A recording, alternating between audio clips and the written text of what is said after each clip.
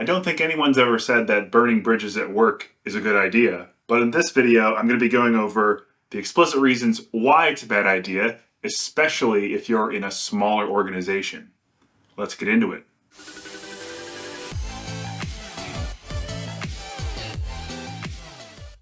Parting ways with a company or a group internally to your company shows great social intelligence if you can do it amicably. We're going to be going over how to not burn bridges when you're trying to transition roles or jobs or companies, because burning bridges will not do you any favors long term. If you're in a larger organization, your reputation will begin to precede you in a very negative way. So if you're getting a name out for yourself in a negative way, saying that you burn bridges or you're acting without integrity, that's not good for you. Now, you could run to another organization. Even if you move jobs, if your references get called, that negative influence or reputation could still hurt you when you're going to that new job. The first tip to not burn bridges is try to remain positive. Remaining positive while you're going through your transition and thanking the people around you for having spent the time that they did with you will leave a better taste in people's mouths than scorching the earth and using napalm or whatever sort of toxic thing you might use when you're exiting your role or company. Remaining positive will help you with further steps about how to not burn bridges, but it's the first step, because if you're not positive, you won't really be able to do the next further steps, which will help you to not burn the bridges. Which gets me to the second step. You need to remain professional. It should come as no surprise, but in your professional environment, you should remain professional all the time. And if you're in an exceptionally heated situation, like an explosive departure from a group or the company, you should still try to remain professional and use your emotional and social intelligence to do so. Remaining professional should just be a tacit thing that I shouldn't have to bring up, but it is definitely something that I would want to hammer home when it comes to not burning bridges. So if you're being positive and acting professionally, then we can get into the third thing, retaining your integrity. If you say you're going to do something, do that thing. If you're getting signed up to work that you are unwilling to do for whatever reason, you should not say you're going to complete that work or do that thing if you have no intentions of doing that thing. So if you can retain your integrity and do the things that you say you're going to do, you at least can hold your head up high if you have an explosive departure from somewhere, especially if you've been trying to remain positive as well as professional up to this point.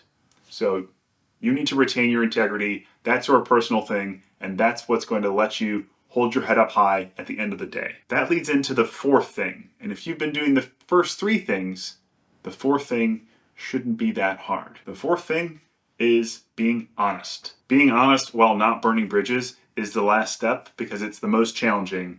It's incredibly nuanced. There's no one-size-fits-all approach, and you need to have the emotional and social intelligence to be able to levy negative feedback to the group or organization that you're departing from, in the hopes that with enough negative feedback, whatever the thing you're running away from is fixed. If it's a person, maybe the person can start paying better attention, being more conscious themselves. That would be a great result. Obviously not for you, but for that organization you're departing from.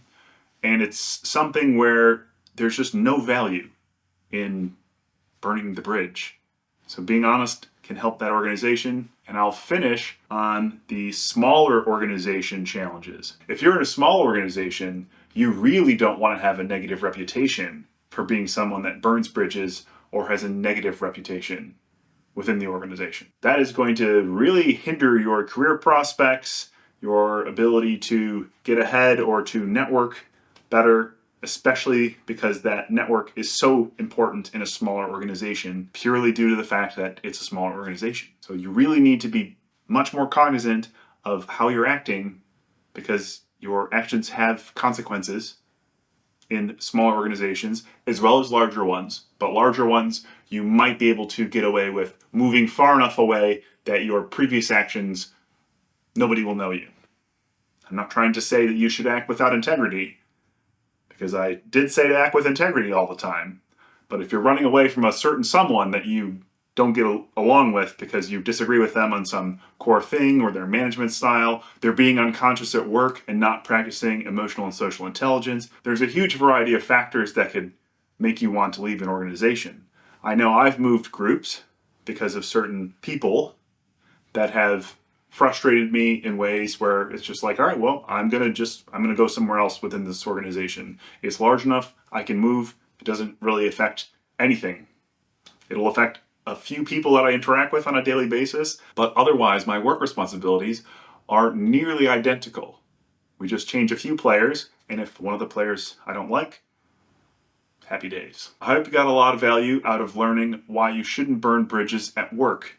If you want to learn more social intelligence skills, you can check out my social intelligence playlist up here, or if you're already a social intelligence rock star, you can get back to IQ in this playlist down here. Or keep getting the results that you've been getting. Hope to see you soon.